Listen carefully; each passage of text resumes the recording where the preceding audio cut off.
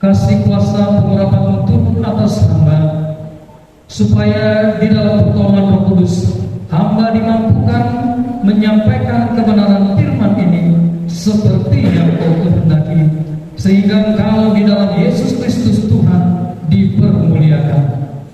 Terima kasih Bapa, kami siap, berfirmanlah dalam nama Tuhan Yesus. Haleluya, amin. Kolose 2 ayat 6 dan 7. Kamu telah menerima Kristus Yesus Tuhan kita, karena itu hendaklah hidupmu tetap di dalam Dia. Hendaklah kamu berakar di dalam Dia dan dibangun di atas Dia. Hendaklah kamu bertambah teguh dalam iman yang telah diajarkan kepadamu. Hendaklah hatimu melimpah dengan syukur. Ini adalah kebenaran firman Tuhan yang disampaikan oleh Rasul Paulus, khususnya di dalam menghadapi pengajaran-pengajaran sesat, nabi-nabi palsu. Ayat 8 dikatakan oleh Paulus, hati-hatilah supaya jangan ada yang menawan kamu dengan filsafat yang kosong dan palsu menurut ajaran turun-temurun dan roh-roh dunia, tetapi tidak menurut Kristus.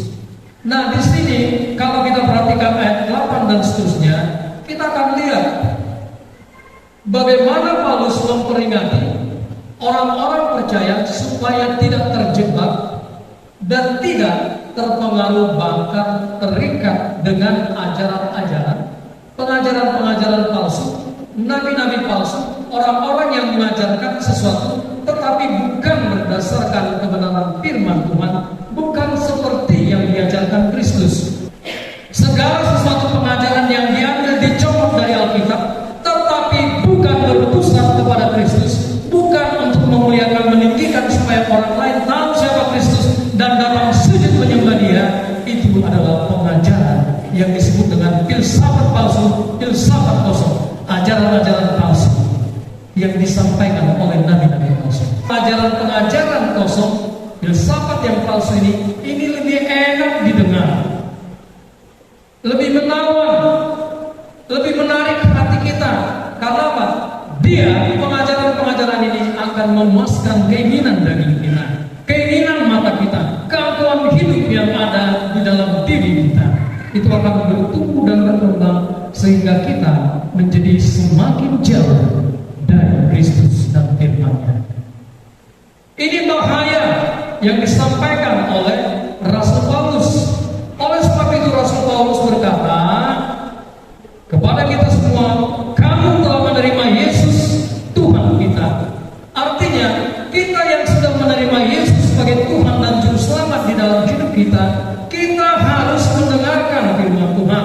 Kita harus berpegang kepada ajaran yang disampaikan oleh Allah, yang disampaikan oleh Kristus, yang disampaikan oleh hamba-hamba yang dipilih oleh Kristus.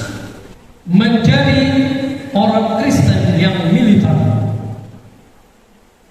menjadi orang Kristen yang militan. Saya menyimpulkan, orang Kristen militan adalah orang Kristen yang memiliki semangat yang tinggi, penuh gairah bagi Kristus, memiliki pendirian yang kuat, teguh berpegang kepada Injil Kristus. Mereka ini adalah orang-orang yang tidak mudah digoyahkan, dipengaruhi oleh pengajaran-pengajaran yang palsu, ya, ajaran-ajaran manusia yang mengenakan daging, yang mengenakan keinginan mata, keangkuhan hidup, yang membuat kita justru jauh daripada kehidupan yang diinginkan oleh Allah. Mereka adalah orang-orang yang menempatkan, memposisikan Yesus di tempat yang tertinggi di dalam hidup mereka. Yesus menjadi yang terutama di dalam hidup mereka. Yesus menjadi segalanya di dalam hidup mereka. Inilah orang-orang yang militan, orang-orang yang mengabaikan kepentingan pribadinya supaya Kristus dimuliakan, ditinggikan, Injil diberitakan, dan semakin banyak orang yang sedang menuju kepada kematian yang kekal di neraka, diambil, ditarik dan dibawa masuk ke dalam kerajaan Allah, menjadi anggota-anggota kerajaan Allah, sehingga mereka memiliki hidup yang kekal di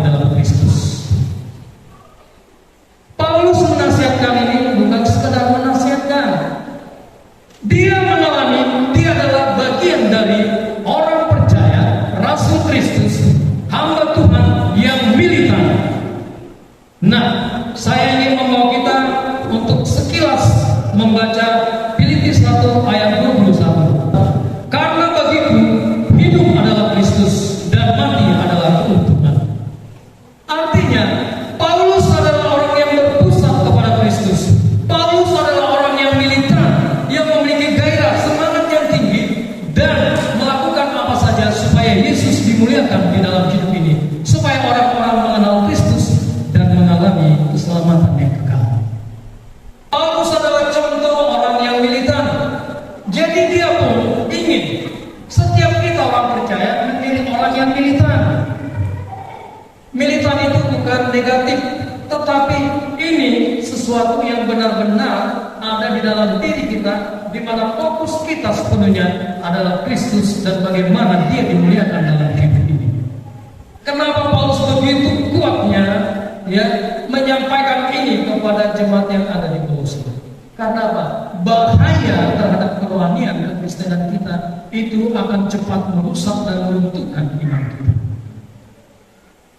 Nah, oleh sebab itu Paulus berkata, hendaklah kamu, hendaklah kamu, hendaklah kamu, hendaklah kamu, hendaklah kamu, sampai 5 kali Rasul Paulus berkata, hendaklah. Apa arti hendaklah? Hendaklah artinya seharusnya kamu, posisimu di sini bukan di sana. Kamu harus ada di sini, bukan ada di tempat-tempat lain. Kamu harus ada di dalam kebenaran, ada di dalam Kristus, bukan di luar. Kalau kita di luar, kita hancur. Kalau kita di luar Kristus, kita tidak berbuah apa-apa. Bahkan dikatakan akan dicampakkan ke dalam kenabian. Paulus tidak mau jemaat di Kolose itu menjadi runtuh imannya.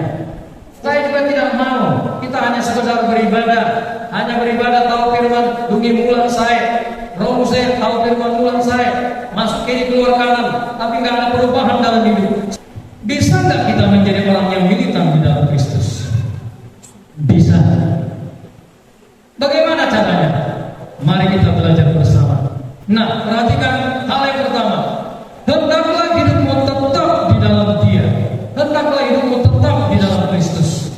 Apa yang dimaksud tetap di dalam Dia? Tetap di dalam Dia berarti kita berjalan, bersikap, berperilaku seperti Tuhan Yesus menunjukkan itu di dalam hidupnya untuk kita ikuti. Amin. Tetap di dalam Kristus, tetap di dalam Dia. Artinya apa? Kita mengidentifikasi diri kita sama seperti Kristus. Bagaimana Yesus berperilaku, bersikap, itulah yang kita tiru, itulah yang kita bangun, itulah yang kita usahakan. Hendaklah itu artinya ada inisiatif, ada tekad di dalam diri kita untuk melakukan apa yang sudah dilakukan, dicontohkan Kristus selama Dia hidup di dunia ini, untuk saya dan setiap kita ikuti. Amin. Amin jemaat Tuhan.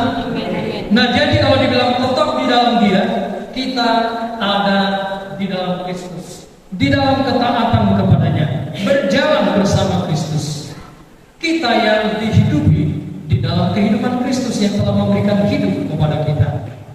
Jadi kebenaran firman Tuhan ini menunjukkan kepada kita, kalau kita hidup tetap di dalam Dia, berarti kita melekat kepada Kristus.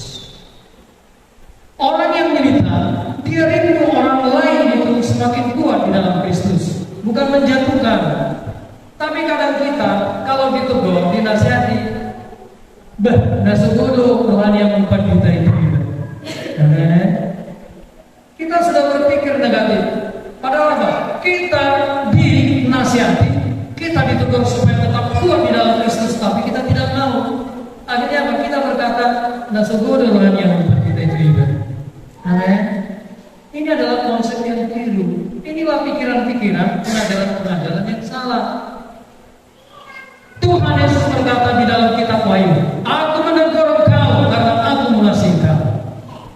Oleh sebab itu bertobatlah, lakukanlah pekerjaanmu, lakukanlah seperti yang semula kau lakukan.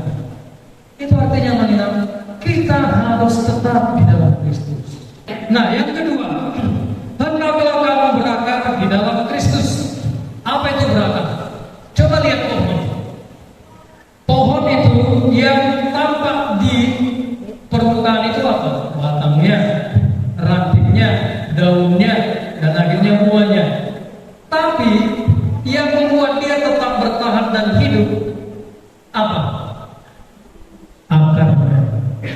Kalau nggak ada akar, potonglah akar, kemudian tanam lagi batangnya, ya, ke dalam tanah mungkin sekitar 1 sampai 2 meter. Lihatlah, tidak beberapa lama mulai layu kering dan sebenarnya dia sudah mati. Amin. Mati apa enggak? Walaupun cantik itu masih ada buahnya. Nah, Tuhan ingin berkata, hendaklah kamu berakar di dalam Kristus. Berakar di dalam Kristus itu artinya kita ada dan bersama dengan Kristus, ada di dalam persekutuan yang akrab yang kita bangun dengan Tuhan kita. Jadi berakar berarti apa? Kita menanamkan, kita terbenam di dalam Kristus, di dalam firman-Nya. Nah, kalau dikatakan dengan demikian berarti apa? Kita tertanam, itu membuat kita tidak goyah. Kalau akarnya kita berakar di dalam Kristus, artinya kita bersatu kemudian masuk lebih dalam lagi di dalam persekutuan, di dalam pengenalan kita akan Kristus. Percayalah, apapun pengajaran yang datang dari luar, kita tidak akan goyah. Apapun godaan-godaan dari luar, ajaran-ajaran yang palsu, kita tidak akan jatuh. Kita tidak akan goyah, kita tidak akan terikut, terimbas dan bahkan terpengaruh, terikat oleh pengajaran-pengajaran itu. Mengerti jemaat Tuhan yang terkasih? Jadi di sini kalau dibilang berakar, kita membangun diri kita di dalam persekutuan dengan Allah Tritunggal yang kudus. Kita bangun persekutuan kita dengan Tuhan, dengan Yesus. Ketika kita membangun itu, kita semakin berakar. Kita semakin menyatu dengan Kristus. Kita semakin kuat di dalam kehidupan ini. Sehingga apa?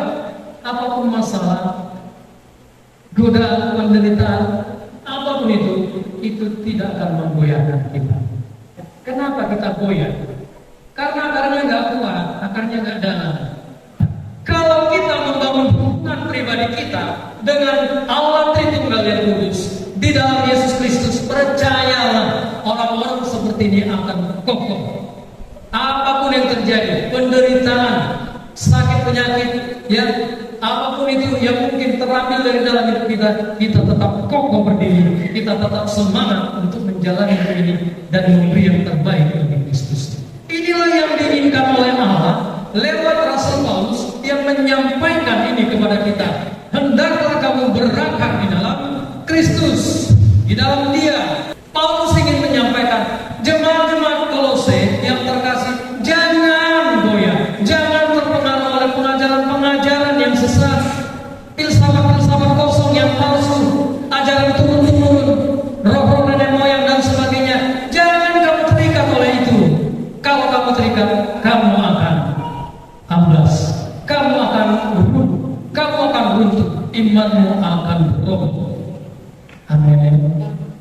Karena kasihnya Paulus memperingatkan jemaat yang ada di Kolose, dan karena kasih Tuhan, Tuhan mengasihi jemaat yang ada di tempat ini, kita semua. Itulah sebabnya Tuhan memperingatkan kita lewat firman ini. Saya karena mengasihi jemaat yang ada di sini, saya juga menyampaikan ini tanpa berpikir panjang, hitung-hitungan, ada tersinggung dan segala macam. Tidak. Kebenaran ini harus disampaikan. Itu wujud kita mengasihi orang-orang yang kita sampaikan kebenaran firman Tuhan. Kalau kita takut, berarti kita masih memberikan ruang kepada mereka untuk menyimpang, untuk hancur, untuk lari dari kebenaran. Amin. Harus menyampaikan itu apapun resikonya. Kristus adalah firman Allah yang hidup. Berarti kalau dibangun di atas Kristus, berarti hidup saya, hidup kita semua jemaat di sini dibangun, didasarkan oleh firman Tuhan. Kegiatan kita, pelayanan kita, perilaku hidup kita, kegiatan kita di dalam kehidupan sehari-hari dibangun di atas dasar Kristus, dibangun di atas firman. Artinya firman Tuhanlah yang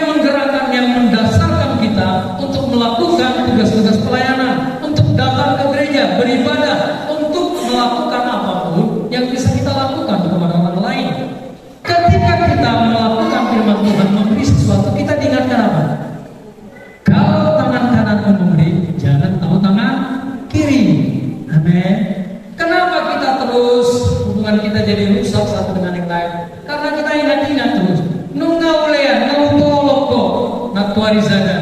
Sonari godak kebeng bahasa na nilai Tuhan. Amin. Kita menuntut orang lain untuk melakukan apa yang sudah kita lakukan. Keliru kita. Kalau memberi, berilah dengan tulus. Jadi aminah. Kalau firman Tuhan itu menjadi rema dalam diri kita, percayalah, ya. Seperti kita datang ke gereja. Kalau firman Tuhan itu sudah kita dengar dan menjadi bagian hidup kita, ingat dan teruskanlah hari Sabat. Ya, nggak perlu dipanggil-panggil, nggak perlu diingatkan, kita akan datang ke gereja. Karena firman itu sudah rema, sudah menjadi bagian hidup kita. Nggak perlu diingatkan orang lain. Roh Kudus akan menggerakkan kita lewat firman itu besok hari ini. Artinya apa? Siapkan diri kita menyambut dan bertemu dengan Tuhan Allah kita. Amin. Ini harus kita bangun di dalam hidup kita. Amin ya. Amin. Kita harus membangun diri kita di atas dasar Kristus, di atas dasar kebenaran firman Tuhan sebagai fondasi hidup kita, sebagai fondasi keimanan kerohanian kita, sehingga kita menjadi orang-orang yang militan. Amin. Tetap semangat untuk Kristus, tetap semangat untuk kerajaan Allah, tetap memiliki, saya mau memberi yang terbaik untuk Tuhan lewat gereja ini. Apapun ceritanya, saya mau melakukannya. Amin. Amin. Persembahan syukur ketika diberkati Tuhan, berikan syukur kepada Tuhan. Dapat berkat sebulan, berikan tersebut. Amin. Kalau kita cinta Tuhan, cinta gereja ini, berikan yang terbaik. Amin. Kolektif harus, tetapi persepuluhan ucapan syukur berikan. Tuhan sudah memberikan segalanya kepada saya, kepada kita. Masakan kita memberi kurang yang terbaik kepada Tuhan? Harusnya beri yang terbaik kepada Tuhan.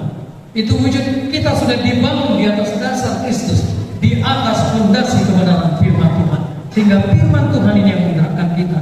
Kalau belum mampu, minta pertolongan Tuhan. Tolong aku Tuhan, aku bergumul, aku sulit mengambil keputusan. Berikan aku kekuatan. Kita akan kuat karena sudah dibangun di atas dasar Kristus. Kita membangun persekutuan, berdoa meminta pertolongan Tuhan. Amin.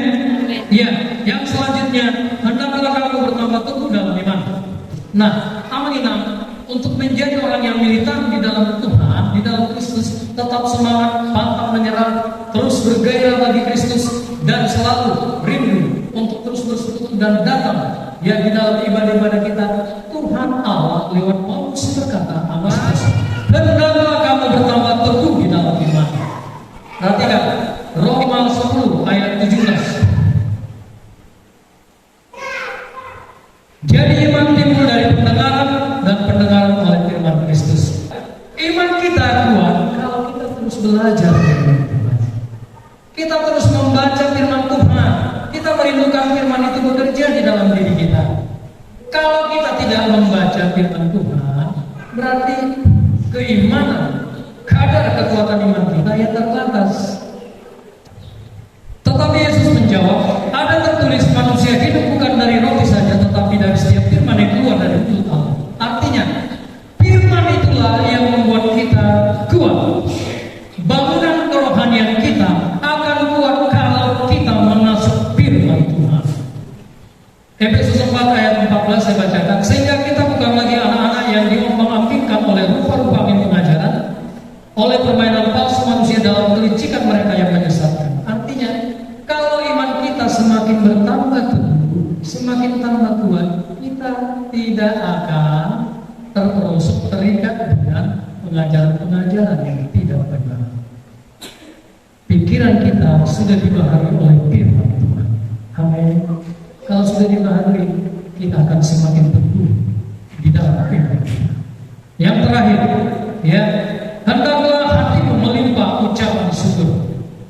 Nah, salah satu tanda kedewasaan rohani, orang yang bertumbuh semakin dewasa di dalam Kristus, itu ditandai dengan ucapan syukur. Nah, sekarang kemungkinan saya kembalikan, bagaimana kita? Mana yang terjadi di dalam diri kita? Apakah kita lebih banyak bersungut-sungut, mengeluh dalam hidup ini, terus berbete-bete, amin, selalu tidak puas dalam hidup ini, nggak bisa bersyukur walaupun Tuhan sudah kasih dikasih itu, sampai saat ini kita masih hidup, diberikan nafas hidup untuk bisa menjalani hidup satu hari lagi. Bagaimana kita? Ada nggak di dalam diri kita hati yang bersyukur kepada Tuhan? Ada nggak? 1 Tesalonika 5 ayat 18. 1-2 ya. Mengucap syukurlah dalam segala hal, sebab itulah yang dikehendaki Allah di dalam Kristus Yesus bagi kami. Kita yang ada tetap di dalam Kristus, berakar di dalam Kristus, ya, dibangun di atas Kristus, semakin teguh iman kita di dalam Kristus. Seharusnya kita dalam segala hal melimpah ucapan syukur. Ini pondasi kita untuk melangkah sehingga kita benar-benar bersama-sama membangun gereja ini, dan kita lihat gereja ini semakin kuat, semakin sehat. Amin. Gereja kita menjadi berkat, kita semua menjadi berkat. Perubahan yang dikerjakan Allah lewat Roh Kudus, lewat firman yang kita dengar, akan membuat kita muncul dibentuk menjadi orang-orang Kristen yang militan. Terima kasih Bapak, sempurnakanlah kebenaran firman Tuhan ini, jadikan kami menjadi bentukan yang Kau kehendaki, orang-orang yang militan di dalam Kristus karena kasih dan kebenaran-Mu. Dalam nama Tuhan Yesus, haleluya, amin.